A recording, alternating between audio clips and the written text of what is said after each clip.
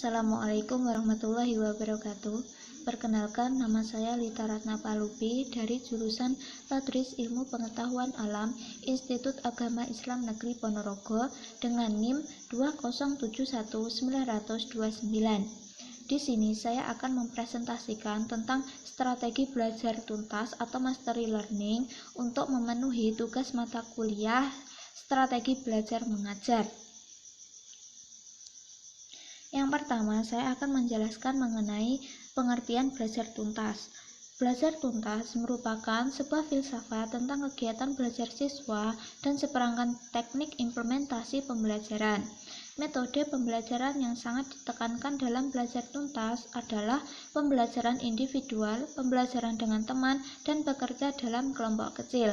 Pembelajaran tuntas sangat mengandalkan pada pendekatan tutorial dengan session-session kelompok kecil, tutorial orang per orangan, dan pembelajaran terprogram. Nah, dalam strategi belajar tuntas ini, masing-masing siswa dipandang sebagai individu yang unik, yang berbeda antara satu dengan lainnya, yang memiliki hak yang sama untuk mencapai keberhasilan belajar optimal. Menurut Block, pada dasarnya individu itu memang berbeda, namun setiap individu dapat mencapai taraf penguasaan penuh jika diberi waktu yang cukup untuk belajar sesuai dengan tingkat kecepatan belajar individualnya. Belajar tuntas memberikan struktur untuk pengajaran yang mencakup pembelajaran kelas diikuti oleh kerja kelompok kecil. Siswa dapat belajar dengan baik apabila ditempatkan dalam kelompok yang kooperatif, di mana satu siswa dengan siswa lainnya dapat saling mendukung dan mengandalkan. Nah, yang kedua saya akan menjelaskan mengenai langkah-langkah dari belajar tuntas. Langkah yang pertama yaitu memecah-mecah mata pelajaran ke dalam sejumlah unit belajar yang lebih kecil. Misalnya, pengajaran 2 mingguan, menetapkan tujuan pembelajaran untuk setiap unit belajar dan mengurutkan unit-unit belajar tersebut berdasarkan tingkat kesulitannya, diawali dengan yang paling mudah. Langkah yang kedua yaitu memberikan pretest untuk unit pelajaran yang akan disajikan. Langkah yang ketiga yaitu membagi siswa ke dalam kelompok-kelompok belajar kecil. Langkah yang keempat yaitu siswa mempelajari tiap unit pelajaran dalam kelompok belajarnya masing-masing. Langkah yang kelima yaitu melaksanakan tutorial individual bagi siswa yang kesulitan. Langkah yang keenam yaitu melaksanakan tes formatif pada setiap akhir unit pembelajaran. Langkah yang ketujuh yaitu memberikan materi penghubung tambahan atau supplementary instruksional connective untuk membantu siswa mengatasi kesulitan belajar pada unit tersebut sebelum pembelajaran kelompok dilanjutkan ke unit pelajaran selanjutnya. Langkah yang kedelapan yaitu memberikan tes sumatif untuk mengecek ketuntasan belajar siswa bagi seluruh mata pelajaran.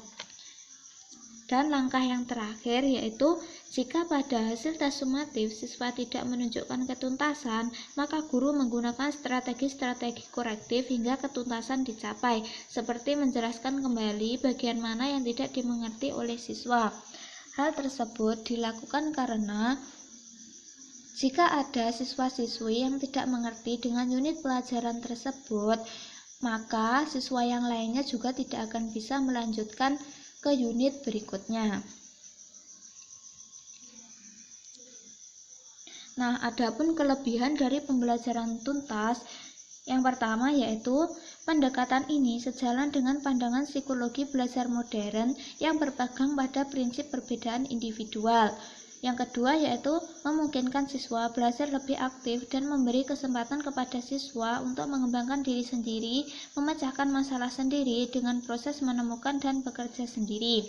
Yang ketiga yaitu guru dan siswa dapat bekerja sama secara partisipatif dan persuasif, baik dalam proses belajar maupun proses bimbingan terhadap siswa. Yang keempat yaitu berorientasi pada peningkatan produktivitas hasil belajar karena siswa dapat menguasai bahan pelajaran secara tuntas, menyeluruh, dan utuh. Yang kelima yaitu pendekatan ini pada hakikatnya tidak mengenal siswa yang gagal belajar atau tidak naik kelas. Siswa yang hasil belajarnya kurang memuaskan atau di bawah target hasil yang diharapkan terus-menerus dibantu oleh rekannya dan gurunya. Nah, adapun kekurangan dari pembelajaran tuntas yang pertama yaitu guru sering mengalami kesulitan dalam membuat perencanaan mengajar karena harus dibuat dengan jangka waktu yang cukup panjang di samping penyusunan perencanaan mengajar yang lengkap dan menyeluruh. Yang kedua yaitu pendekatan mastery learning ini dalam pelaksanaannya harus melibatkan berbagai kegiatan yang berarti menuntut berbagai macam kemampuan guru yang memadai.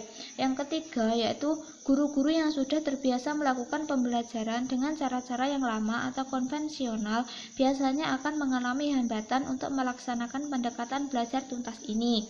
Yang keempat yaitu pembelajaran ini mempersyaratkan tersedianya berbagai fasilitas, perlengkapan, alat, dana, dan waktu yang cukup banyak.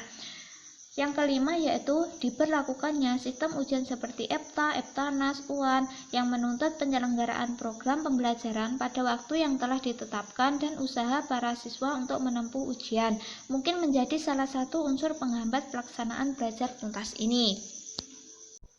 Contoh pembelajaran tuntas diterapkan dalam pembelajaran IPA. Sebagai contoh, saya mengambil sebuah bab mengenai klasifikasi benda, di mana dalam bab tersebut dibagi menjadi 3 subbab, yakni ciri-ciri benda, klasifikasi makhluk hidup, dan klasifikasi materi. Dalam unit pertama yang akan dibahas yakni ciri-ciri benda, karena dari ketiganya ciri-ciri benda termasuk materi yang paling mudah. Kemudian langkah selanjutnya yaitu memberikan pretest untuk materi ciri-ciri benda tersebut. Nah, pretest ini dilaksanakan pada awal pertemuan. Hal tersebut dilakukan untuk mengetes kemampuan siswa dalam mempelajari materi ciri-ciri benda tersebut secara otodidak. Yang selanjutnya yaitu membagi siswa menjadi kelompok-kelompok yang terdiri dari 3-4 orang. Nah, dalam kelompok tersebut mereka akan mempelajari tentang ciri-ciri benda yang ada di sekitar.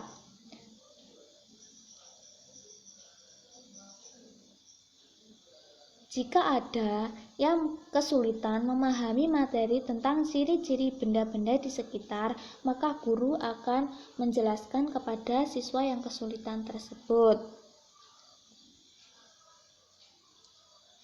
Langkah selanjutnya yaitu memberi tes formatif tentang ciri-ciri benda-benda di sekitar. Tes formatif ini diberikan pada setiap akhir unit pembelajaran.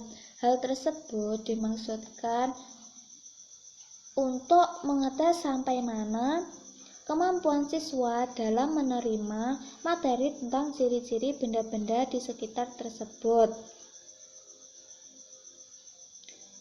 Jika ada yang masih kesulitan dalam memahami ciri-ciri benda-benda di sekitar tersebut, maka guru akan memberikan materi penghubung tambahan berupa kesimpulan-kesimpulan yang bisa disampaikan secara lugas tentang ciri-ciri benda-benda di sekitar.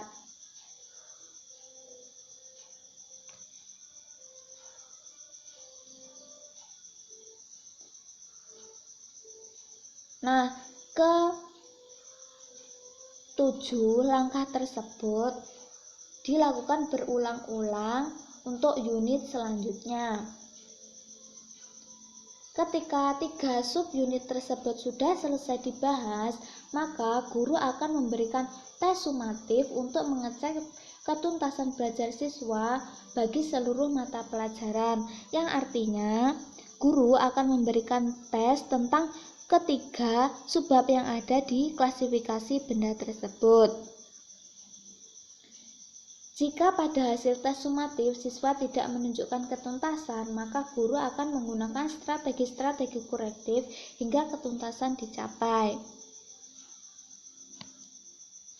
Mungkin itu yang dapat saya sampaikan. Jika ada kurang lebihnya, saya mohon maaf yang sebesar-besarnya. Sekian, wassalamualaikum warahmatullahi wabarakatuh.